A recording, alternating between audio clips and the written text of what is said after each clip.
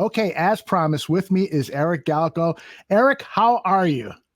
I'm doing great. I appreciate you guys having me on and talking a little football here again, and especially as I'm working my butt off getting the East-West Shrine Bowl ready to go for 2022. I'm really trying hard to speak with the NFL general managers, NFL area scouts, really movers and shakers in the industry. They get a feel for what they want out of the All-Star game. So I'm trying to be as collaborative as possible, especially my first 36 days before really getting to work on the scouting piece as well as the event side. But I'm excited. It's been awesome. There's been such incredible support for the game, a sport I didn't know before taking the job even. So I'm really excited and thankful to working with a great organization. So what are you hearing from, for instance, general managers as to what they want from an all-star game? Yeah. And really, I view it as much as possible as an event, not just the game, right? The game's the end of the week. Certainly, we all know that practices play a big role in that. But I think a couple of things I've heard consistently. One is, continued access. And we're going to make sure that's going to be a major focus of mine to say, hey, I don't want you to get a taste of a bunch of players. I want you to have really, really great opportunities to speak with these athletes for the first time since leaving college, to know who you want to draft, right? You can ask people in the NFL, hey, we really don't get a good chance to see these guys sometimes until March in private visits, which, last year didn't happen. So access has been really important with people on the NFL side as well as even the media side and getting the most out of the game. What I want to really bring, and people have responded well to, is just a lot of innovation. The opportunity to talk about analytics, GPS testing, the role there, making that a big part of our game. Innovation in terms of the content side. These players all are brands right out of college and are professionals the second they say yes to the NFL draft, and helping them in that part of the process too. So really use this opportunity to kind of reimagine, if I can use an XFL world, which is a lot of my brain comes from in terms of these all-star games and this event, is to say, hey, how can I reimagine this event and really not start over, because the Shrine game has so much history. 97 years will be the 97th game this year in 2022. It's been playing almost 100 years. So wow. Players like Tom Brady to Jimmy Garoppolo to James Robinson last year with the Jaguars, all types of players. So I want to keep that history, but also get a chance to kind of reimagine what the game and the event could be, not just for these athletes, but also for the Shriners Hospital for Children and the industry at large, to kind of really come together for a really fantastic event. What about the fans? How do they figure into this input session that you're under? Are you collecting information from fans as to what they would like to see? Absolutely. Absolutely. Fans, people that have been in the game in previous years. And I think what I've gathered is I need to help make the Shrine Bowl for all the themes and purpose of the event a year-round experience. And what I gather most from people who follow the NFL draft or have gone to the Shrine Bowl or are just fans of football teams that want to go see their players play, they consistently, which I'm very thankful to walk into, they love the event and they love being down there, and they just wish they knew more about it coming in. And things such as, hey, the game is about, it's not about me. At the end of the day, it's not even about these athletes. It's about the Shriners Hospital for Children and the great work that they're doing. And I think when players have told me, the alumni, even some of the ones that have multiple Pro Bowls and all pros to the name that I've spoken with, have all said that meeting of Shriners patients was really powerful. So I want to bring that along with kind of the general football discussion year round. But I'm still in the information gathering session. So if you or anybody else have any ideas, I'm all ears. You know where to find me. Great. That's great to hear. Thank you. And let's talk a little bit about the Shriners Hospital, because what a fabulous organization. I followed them over the years. And whoever is the ad agency that does their commercials, kudos to them, because they have really personalized the work that the Shriners Hospital does. And with guys like Caleb, the young spokesman who's the ambassador to Shriners Hospital, and so many other things. Why don't you share with our followers here, what is the work of the Shriners Hospital and how they can help? Yeah, the Shriners Hospital is a nationwide collection of hospital groups that are designed to treat children with varying different experiences in their background, right? The hospital is known for many different focuses across the medical profession, and they're known for really being innovative in so many different ways. And I think whether it's burn victims or other aspects of children's healthcare they address, they've done so many works in terms of developing and bringing a future and a lot of these issues that children face when they go to hospitals, that I think I want to make sure we highlight that for this event, because I mentioned innovation is a big part of what I want to bring to a football perspective. The Shriners Hospital for Children does that every single day, every year, as thought leaders and medical leaders in this space. So the nationwide hospitals, they have 40 plus in all of North America, do so much great work that involving them in this, it's a minor game for the part of the hospital. They're doing so much great work at this event. It's really their opportunity to kind of raise money and generate understanding what the hospital is doing. And as much as I can help bring a focus to that on a year-round basis will be more than enough for me to have done my job. Let's talk some football now. First of all, I want to get a little bit of your experience over at the XFL. I know Greg Gabriel, who works here at the bar room, doing specials for us and a regular show after every Bears game. You guys are good friends, have known each other for a while. Tell us about the experience that you had working with Greg at the XFL. Yeah, so my role with the XFL started in the summer of 2018. Really, I think I was on the football side, employee 4, 5, or 6, somewhere in that range. So I got a chance to really start from the ground up and help be a part of what was an awesome collection of people at the XFL to build the league from scratch. So early on, my job was, you name it, I was doing it, helping with equipment, helping with video, helping with this. But eventually my role kind of settled in as the director of player personnel at the league office. So it was my job to kind of help organize and help filter the quality of players and the quantity of players, as well as the kind of workouts we had and really the structure of, okay, this is when you can start scouting players. These are our events. This is when the draft is, as well as helping on the scouting and analytics front for the league. So it was my job to kind of be what Greg was doing at the team level for the DC Defenders. I was hopefully leading a little bit at the league level and kind of having a more league perspective. And I got a chance to work with people like Greg Gabriel, Randy Mueller, Trip McCracken, now back in the NFL, very closely and have a chance to work with great personnel people, great evaluators. And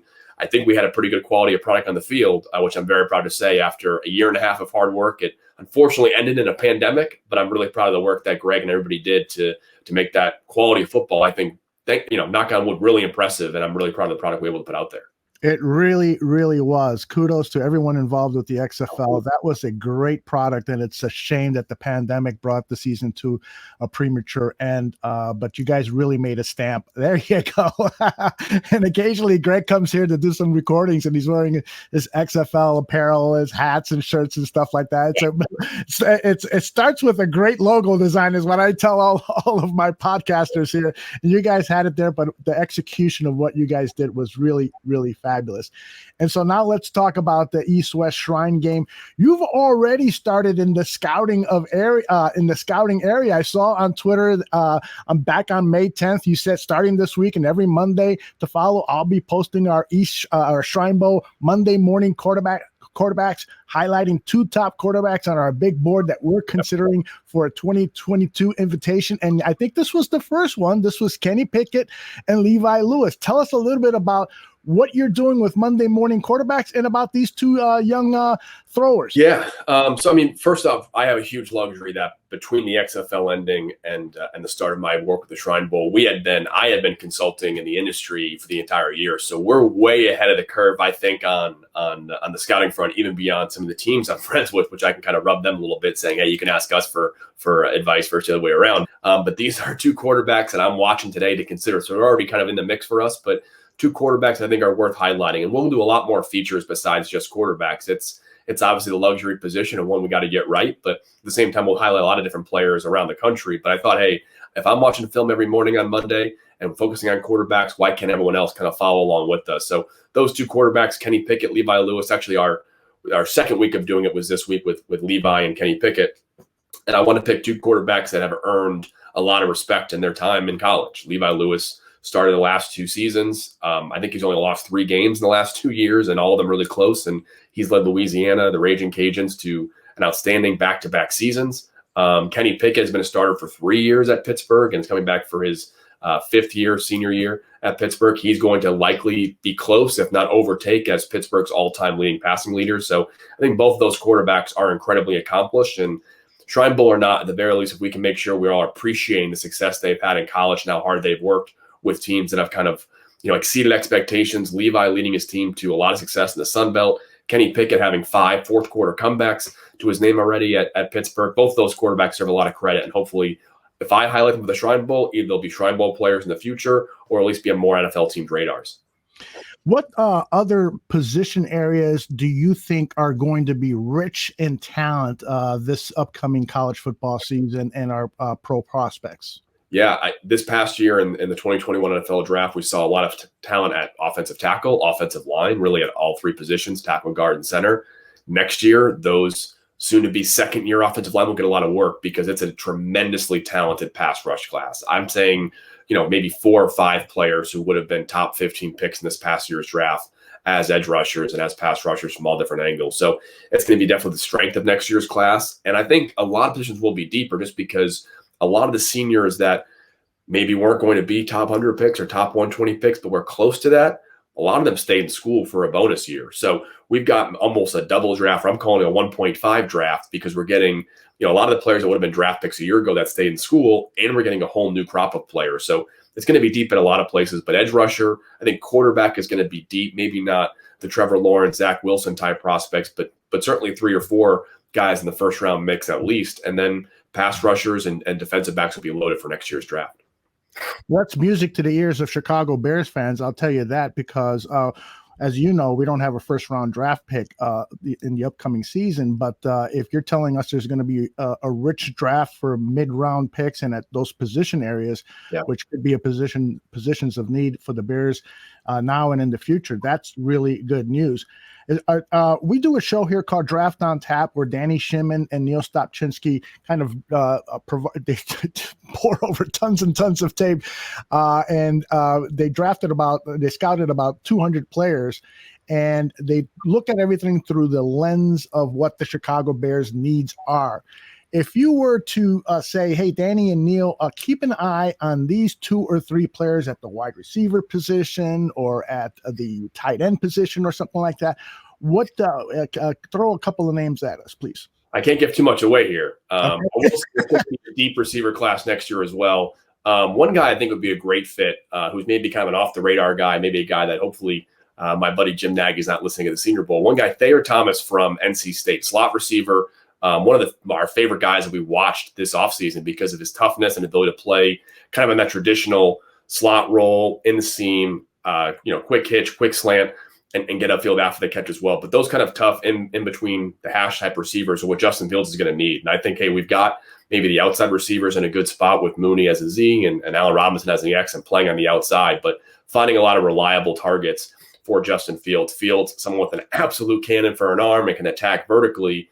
Maybe that short area accuracy is not always as consistent as you need to be at the NFL level, and the timing may take him a minute as a rookie. But I think if you can get a lot of receivers who've got a wide catch radius, but also very tough in the middle of the field, I think he's one that I think really fits kind of Chicago, what they want to build on offense. Tell us a little bit about that competition with Jim Nagy, who's a great friend of the bar room. We've been down to Mobile, and we're going to add the East-West Shrine game as our point of destination this upcoming season. Tell us a little bit about that competition that goes on in the postseason for this talent.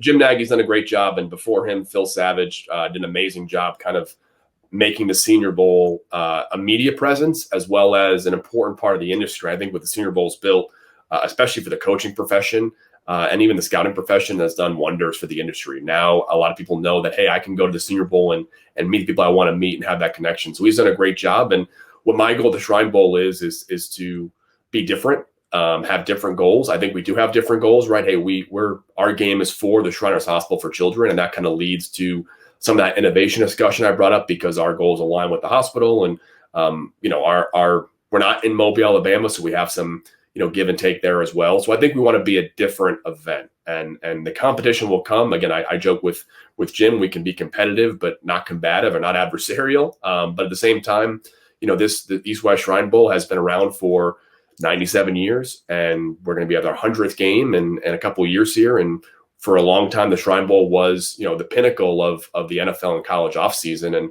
I'd be lying if I said that wasn't my goal here the next few years to make that happen again. And we're going to be, again, a different event. And I think as long as we can do our job, that's all we can really control. And I know Jim's going to keep doing a great job at the Senior Bowl. That's really great to hear. And your strategy about differentiating yourself from competitors is just spot on.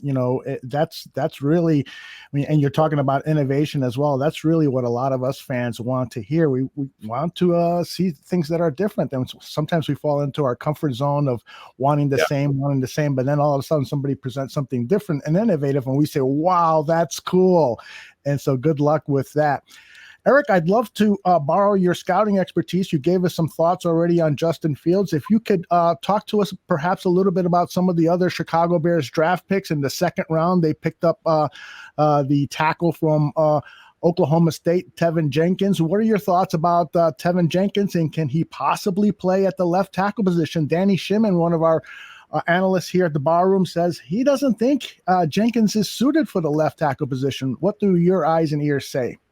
Yeah, I think it was surprising to see they want to push into left tackle right away, just from my perspective, only because I think he's such a plug-and-play ready right tackle, arguably, talking to some teams, maybe the most NFL-ready right tackle in this draft class. And that may sound crazy, but hey, him and Alejandro Vera-Tucker, who went 14th overall in the first round, they were the only two guys that were in that kind of first or early second round mix that had played right tackle substantially in college. So I think that the value at right tackle was there. And my philosophy may be different than Ryan Pace and Matt Nagy, but I'd say, hey, I'd rather one position be really, really good than maybe, two in a lesser spot. But certainly he has and can play both, Tevin. And I think what his strength is kind of protecting that inside foot, not giving up that inside leverage. And maybe early on as a rookie, he'll struggle with the edge rushers on the side and kind of developing that left side kick slap. But I think he was, a borderline first round talent. We were a bit low on him than some teams I know, but at the same time, we view him as an NFL starter, as an offensive tackle. And even if he's a capable NFL starter at left tackle, that's a really valuable position to have a capable starter at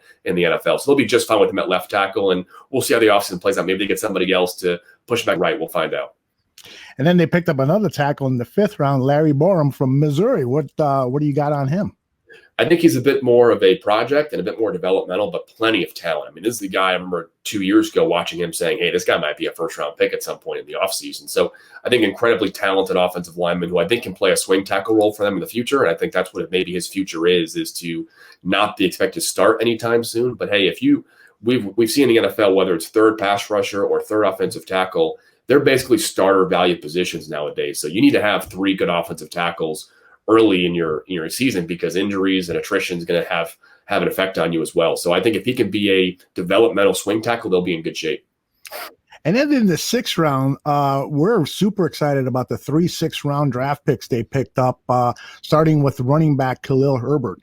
Fast, really explosive, and actually one of the best second-level separators that we've seen. Analytically, he graded out as actually one of our better running backs in terms of efficiency as a player after first contact. So I think as a returner potentially, as well as on all special teams, he'll have to show some value there as well. But hey, if you can get your third running back in your depth chart in the 6th round, anybody you get in the 6th round that can stick is effective. And I think Herbert, certainly a guy that can be a guy who sticks and be your 3rd or 4th running back as a rookie, which with his explosiveness could be a lot of different value for him. Daz Newsom, the wide receiver. Surprised he went as late as he did. I think he's going to hopefully, I mentioned they need maybe a slot receiver to play in the short area, but he's going to be a slot or a Z that can get vertical. And I think best case for Daz Newsom, if he can be impressive early on in training camp and they can have some comfort with him, I think as much as Chicago can push Darnell Mooney to be a little more like Tyreek Hill, where he's their Z or their X, but he's moving a lot pre-snap and in formations, the better. So hopefully Daz Newsom can hopefully step up and challenge in that role. Outstanding. And then the 3rd of the 6 rounders, Thomas Graham Jr., the cornerback from Oregon. I was just reading an article about him this morning, and he has a chip on his shoulder that he went in round 6. What do you got on him?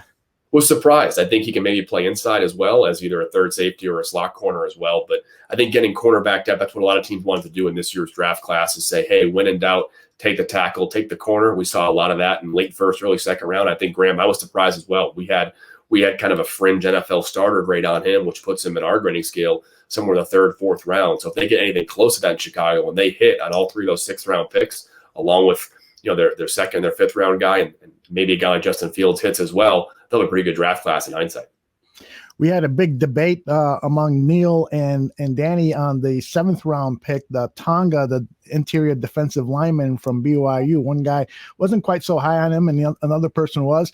Why don't you settle it and tell us, what do you think the prospects are of the interior defensive lineman Tonga from BYU? Yeah, I believe he fell a little bit in the draft based off of some of the injury concerns, but really a bull in the china shop kind of player. And I think worst case scenario, if you can get 10 snaps out of him a game at the second half of the year and he can disrupt 2 or 3 plays there, he's long, gets his arms up in the A and B gap in the passing lanes, I think he's someone that you can maybe save for the second half of the year. But again, a guy like him, even 10 to 12 snaps in a game in week 13, week 14, he bats down 2 passes or gets 1 pressure that disrupts a quarterback, you're looking at maybe a win for your team. So I think Tonga was a great value then. And again, as a 7th round pick, you can kind of readjust your perspective saying, hey, if he makes the roster, it's a win. If this guy can actually play, 10, 12 snaps for us, which I believe he can, a lot of teams I think believe he could, that's a huge win for a team that could always use some more defensive line depth along what they have right now. Yeah, and the general manager Ryan Pace and Matt Nagy said after the draft is that they're looking for guys primarily first and foremost that late in the draft that who can play special teams first. Yeah. And Tonga seems to be a good fit there. He's had some success at blocking kicks. Absolutely. So that could be a nice find for the Chicago Bears. All right, so tell us what is next that we can expect from the East-West Shrine game, either coming to us from social media, or what should fans stay ready for? A lot. We've got a lot of announcements coming the next 30 days. Unfortunately, leave a teaser right there, but a lot of really cool stuff coming to the game as partners, as initiatives, as other arrangements we're going to have in place as well. But I'll be slowly dripping out players we're looking at, and really I want to have fans, just like the Monday Morning Quarterback or the other social media consistent posts we'll have as well. I want to hear your feedback, and the Shrine Bowl is going to be a heck of an event come late January, early February. But in the meantime, as we're kind of building and reshaping this, and I'm hearing from the NFL GMs, I want to hear from fans as well to kind of hear what they want to have a part of the game, because once we get planning, we'll be off and running for a fantastic event sometime in midwinter of 2022. Fantastic. For those who are listening on our audio-only podcast, let people know how they can follow you on social media and just stay in touch with the East-West Shrine game, please. Absolutely. On Twitter, it's at Shrine Bowl, and my Twitter account is at ERICGALKO. And you'll be hearing a lot from me on Twitter these next coming weeks. We talk about Shrine Bowl and 2022 draft prospects, and I hope to hear from you and your team about some players I'm missing, or I need to talk about more, maybe invite to the game too, because we'll be doing a lot of that stuff on Twitter for sure the next 6 months. Outstanding.